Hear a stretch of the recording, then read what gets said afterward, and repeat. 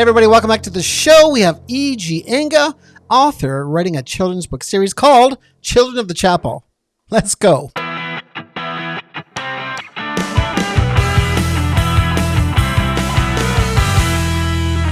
Emily, how are you doing today? I'm good. How are you? I'm doing great. So good to have you on the show. Tell me a little bit about yourself. Well, I have loved reading for as long as I can remember. Um, even when I was a baby, before I was born, my parents would read to me so that I would know their voices once I was born. And that kind of just started my love for literature. I think it was about kindergarten that I realized I loved writing as well. And after that, I just never stopped. So when I was 12 years old, I wrote The Children of the Chapel and the First Christmas. I started writing it on November 1st, All Saints Day, 2021 at 10:57 p.m. Wow, you And know the timing. You I know the do, exact yes, time. yes. Um, yeah, I can talk a little bit. Do you want me to tell about how that came about later or right now? Yeah, keep going. This is great. Okay. So on All Saints Day, um, I really did not plan that I was going to write this book before it happened. Um, I had been kind of bothered by how a lot of kids my age um, weren't really that into their faith. Sure, they went to mass every Sunday, and they did everything they needed to do, but it wasn't something they really enjoyed doing, maybe. So I wanted to change that because my faith is always something that I've enjoyed learning more about and practicing. Um, so that idea took on a couple different forms throughout the years, and none of them really worked out until All Saints Day. So I was asleep. It was a deep sleep. I wasn't dreaming or anything. And all of a sudden, I woke up, and it was like the Holy Spirit was prompting me to write. And I tiptoed to the bathroom to try to not wake anyone up. Of course, I woke everyone up anyway, but I started writing, and I knew just how to start the first chapter. So I No wrote two chapters kidding. that night. Nope, I wrote two chapters that night. Wow. And I've tried writing up until that point. Most of my writing has been poetry and short stories. I think I tried writing one book that was going to turn into a chapter book, but I had never made it past the first two chapters. And so I thought that this book would be like that. I'd wake up in the morning, I wouldn't like it, I'd forget about it, and never write on it again. But in the morning, I woke up and I read what I'd written the night before, and I liked it. And so I wrote the third chapter the next day. And after that, it took about 7.5 months to write. And The Children of the Chapel and the First Christmas was complete. Good for you. And you were 12? I was when I started writing the book. Well, that's pretty young, isn't it? Well, Maybe not for you, right? yeah. So tell me, before we get into the story, do you want to get into the story eventually? Sure, yeah. Okay, before we get into the story, who do you love to read?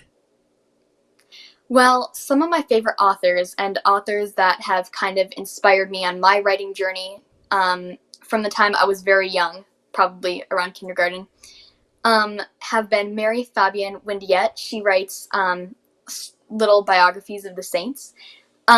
Then Ella Montgomery, author of the Anne of Green Gables series Mm-hmm. and the Emily of New Moon series. Those are some of my favorites.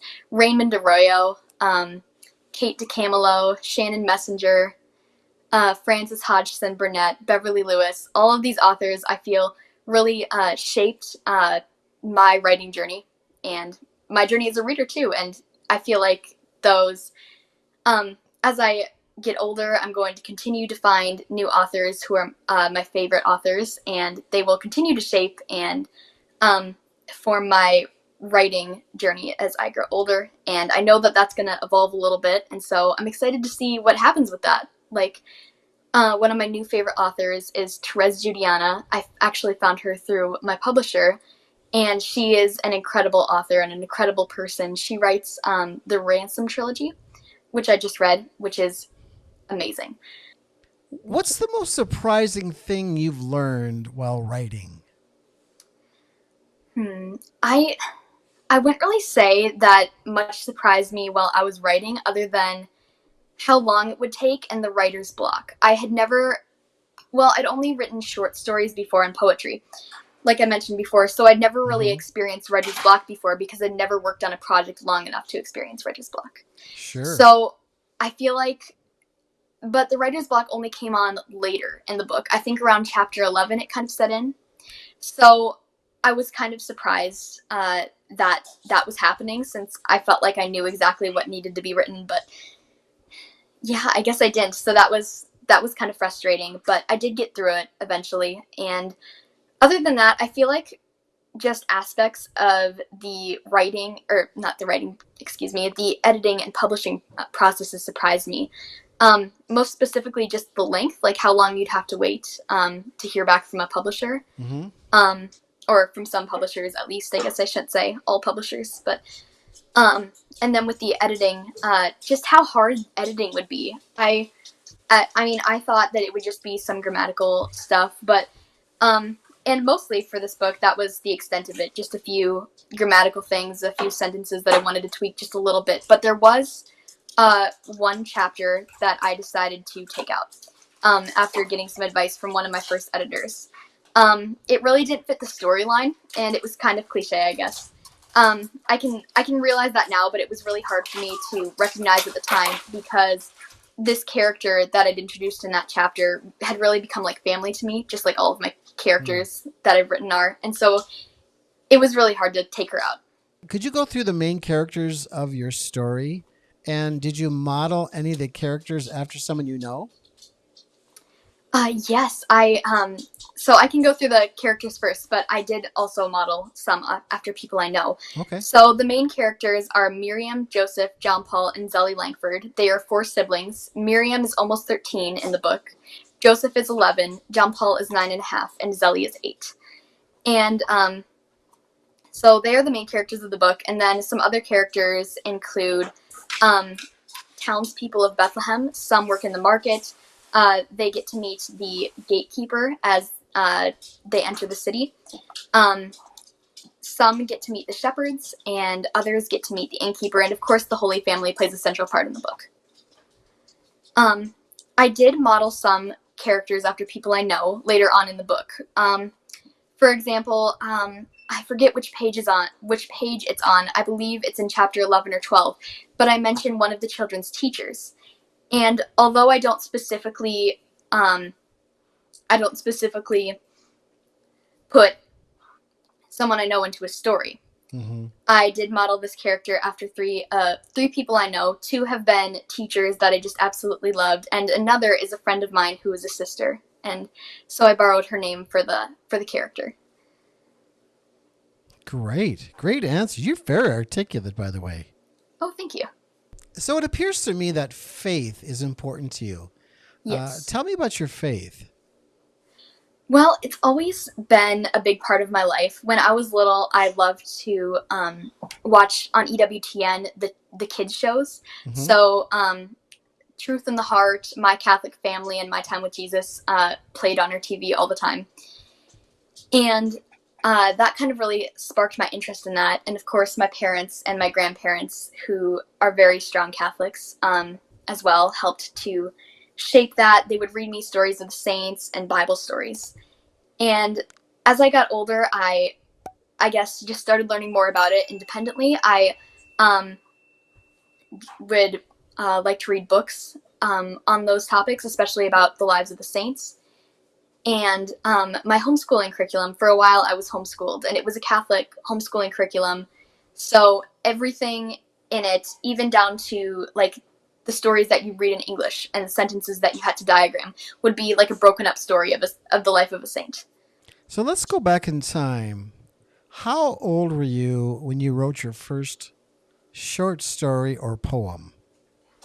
I believe I was in either kindergarten or first grade. And do you remember the poem or short story? I want to say it was a poem. I'm not exactly sure though, because I feel like there was probably a story before that.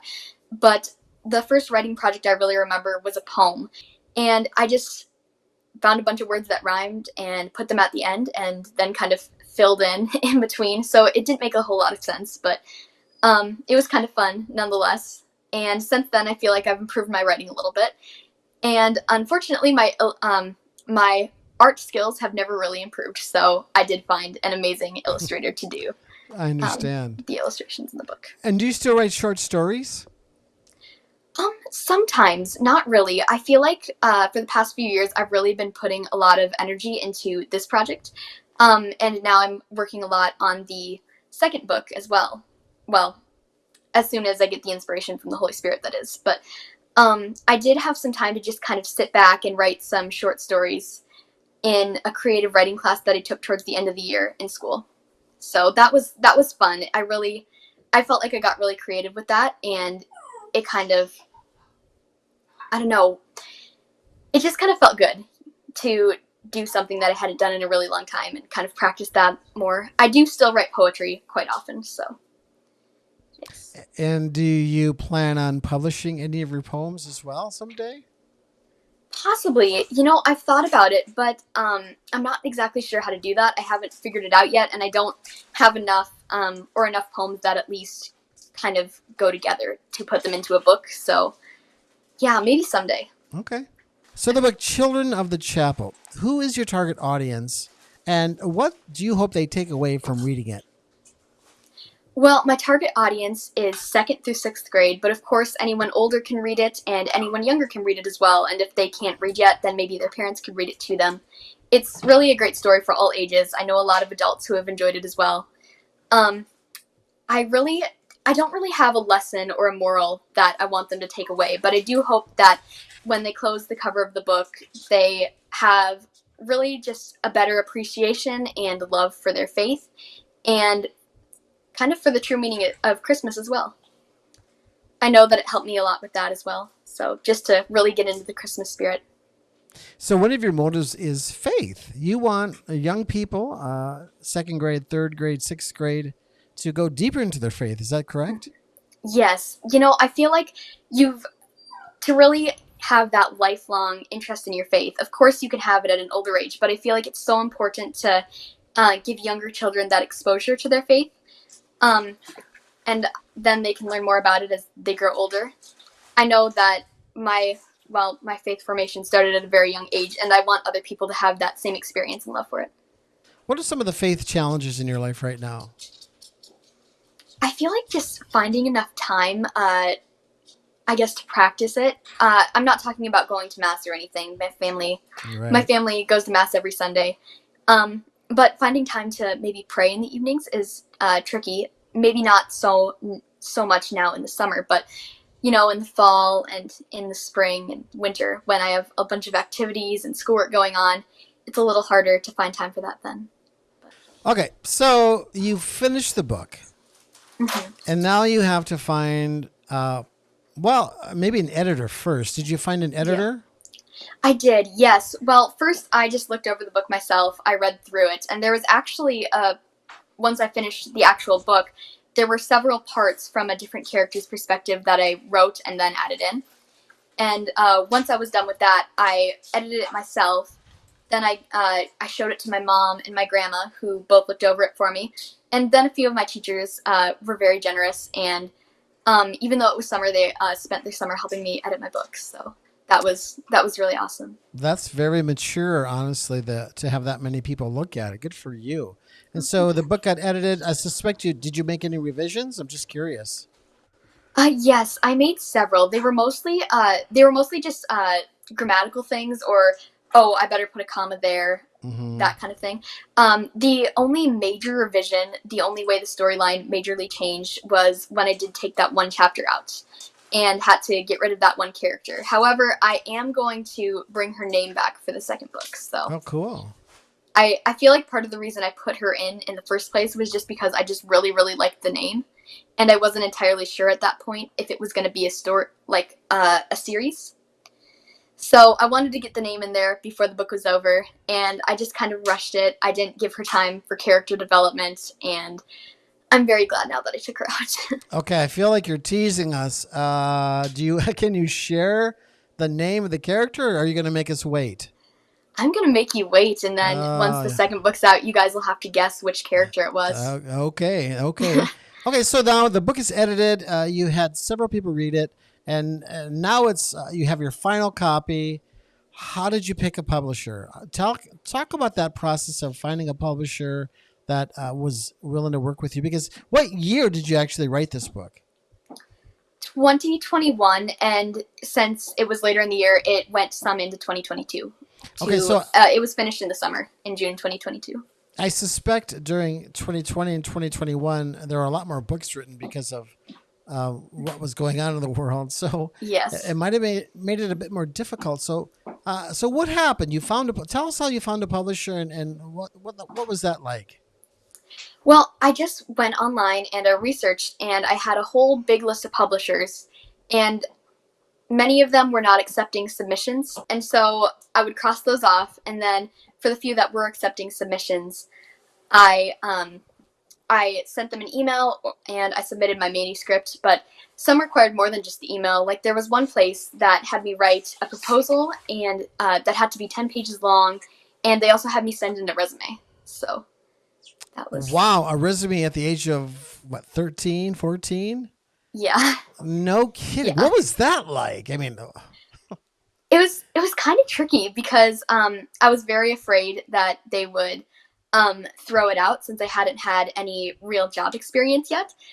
Luckily, I'd participated in pageantry when I was younger, so I put that on my resume. After that, I would send it in, and there were some places that took months to hear back from. Other places I heard back from the next day or a week later.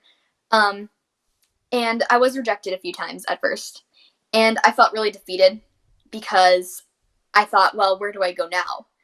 It came to be, it was in October that I went to a Life Runners meeting. Pat Castle and Bernadette had come to my town, and I had just become a Life Runner that day, so I was super excited. Pat gave an amazing talk, and afterwards they were selling Life Runners merchandise.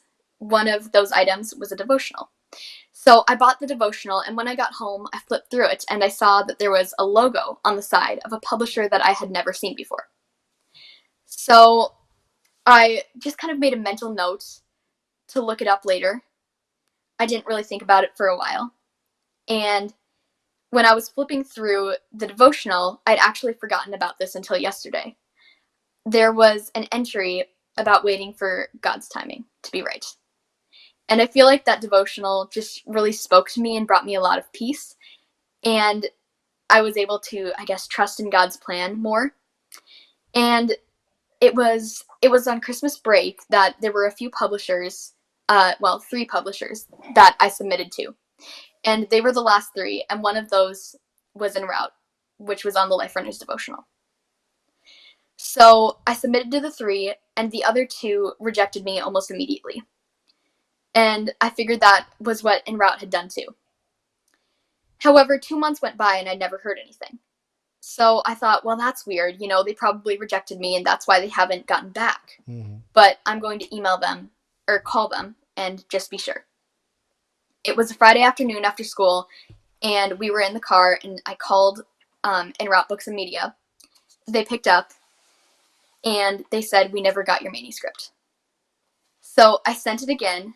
And the next day, on Saturday, around 7 or 8 o'clock, I opened my email. And there was an email saying that they wanted to explore the book a little bit more. And so on Monday, we had a phone call with the publisher, and we talked to him for a while, and I was very afraid that he was going to just turn me away once he found out my age. So I was very pleasantly surprised that he did not do that, and we continued talking for a while, and he said, so do you have any plans for future books? And so I started explaining that, well, I wanted to turn this into a series, and I was really excited about it, and I plan to spend my entire life writing the rest of the series. And he said, let's do it. And so a few days later, I had a contract, and the publishing process went really smoothly from there. We found a great illustrator. Laura Shoneman did the illustrations, and I think really the moment that I knew that she was the illustrator for me was when she sent me 2 pictures after reading my manuscript. One was of the children at the stable, mm-hmm. and the other one was this first picture right here. Mm. So you probably can't see it really well. but basically it's a picture of the children standing outside a church. Now, when I wrote this book, I had in mind that the first setting for the book would be Sacred Heart in Aberdeen. Yet I hadn't told her that, and when she sent me the pictures after reading the book, the children were standing in front of Sacred Heart. Oh, cool. And I just knew that was the illustrator that God had picked out for me, and she just did an amazing job. Wonderful. So you got a publisher, and when they sent you a contract, what was going on? What were you feeling like? Were you excited? Were you? Could you? Could you breathe? I was just over the moon. I had always wanted to be an author since I was very little, so it was really a very exciting and very exciting moment. Like I was, my dream was coming true. I feel like it didn't sink in for months after it happened. I feel like now it's a little more real, but yeah, it was very exciting. So you and I have a connection to Father Roger Geditz. I did an interview with Father Roger Geditz several years ago. I just wanted to capture the stories. He has so many stories and a little bit about his seminary life. Yeah. And so I just had my iPhone, and so I got about an hour of video from. Is that your dog in the background? It is, yes, and he's actually. It works out. He's the inspiration for the dog in the book. So. Oh, no kidding. Yeah. So when we were talking earlier, you said you had a connection to Father Roger Geditz, and that you had a dream about him. I did. Yes. Tell us about that. Okay, so last summer, I'd only met Father Geditz a few times, and very briefly, he had prayed over my family. My grandparents know him a little better than I do. But last summer, I had a dream, and in this dream, my grandma and I were going to see Father Geditz, and it was like I was being told to go see him. Mm-hmm. So in the morning, I thought about telling my grandma, and then I thought, well, it was just a dream, and I kind of shrugged it off and went about my day, and as the day wore on, I forgot about it. However, the next night I had the same dream, but it was more urgent to go see Father Geditz. So I called my grandma in the morning and I explained the dream to her, and we set up a time to go see Father Geditz. That was a couple weeks later after I had the dream when we went to see him. And when we got there, we talked for a little bit, and then I told him about my dream. And he said, well, why do you think God wanted you to come here today? And I said, well, I don't know, Father. I was hoping you could tell me. And he said something like, well, I think you know, or something like that. I guess I don't really remember that part exactly. But after a while, he said, now I had a dream too. And he said, a few months ago, I had a dream that I died. And it was the most beautiful, most peaceful thing I have ever experienced. And when I woke up, I asked the Lord what he wanted me to do with the dream. And he said, be not afraid. Be not afraid of death. Be not afraid of anything and everything that people are afraid of in the world today. And our Lord told him to spread the message. And Father Geditz said, I think you came here today because you needed to hear that. And now you can spread this message too. And it was around this time that I kind of got the courage to tell him what I felt the Lord had placed on my heart to tell him. And so I said, Father, I think you're going to die soon. And I was very nervous about how he would receive that, but he seemed very happy and at peace with that. He's been wanting to die for quite a while, or he had been wanting to die for quite a while. 40 years. Yep. Yep. As long as I've known him, he was checking out, but keep going. Yep. So, yeah, then we talked a little more, and then we left shortly after. I only saw him once more after that. Unfortunately, I'd always kind of wanted, especially after I had that dream, I've wanted to get to know him better, but shortly after that, he had a stroke, and he did pass away. However, I still feel like his message of be not afraid is important to share with people, and I'm trying to spread the message now that he can no longer do it himself. So That's beautiful. Be yes, not so afraid. So yes, so so listen, we've got Sherry Shishnia read your book and she says, yes. I finished the book last night. So proud of Emily. I Oh, especially appreciated the glimpse into the mind of the innkeeper's wife. Touching and beautiful. Congratulations on your first book. oh, Isn't that wonderful? yes. I love Sherry. Where can we get the book? So you can find it on En Route Books and Media on their website. I have a site there, and you can order both the Italian version and the English version. We are also working on a Spanish translation if you speak Spanish, so that will hopefully be out soon. Um, then you can buy it on Amazon and Kindle, and it's available in ebook and paperback right now. You can also find it at Blessings Big and Small in the Aberdeen Mall, and very soon at Barnes and Noble in Sioux Falls. Wonderful. Wonderful. Okay, is there so there is a second book in the making then? Are you writing it now? Yes, I am. Yes, I actually just finished the fourth chapter yesterday. I well, the first book came together very quickly. 7.5 months, um, and 3 chapters in 2 days. But this one has been taking a while. For the third chapter, I had a few months of writer's block, and I had a few months of writer's block as well for the fourth chapter. However, yesterday I found I was scrolling through my pictures on my phone, and I actually found that picture of the devotional from Life Runners about waiting on God's timing. And Hmm. I felt like, it was meant for me to see that day. And so I just knew that, I was just supposed to trust that God's timing would be right. And later that afternoon, I felt inspired to write. And so I was able to sit down and write the fourth chapter, and I'm pretty happy with how it turned out. So I'm hoping the fifth one will come soon. All right, ladies and gentlemen, there it is. E.G. Enga, Children of the Chapel, the first book, and the first Christmas. Get it on Amazon. The other links will be in my show notes. If you're in Aberdeen, South Dakota, go to the mall and buy that book right away. I just want to thank you, Emily, for being on the show. Yes. Thank you Very for good. having me. You're welcome. And ladies and gentlemen, remember, you are loved. And may God strengthen the bars of your gates. God bless you.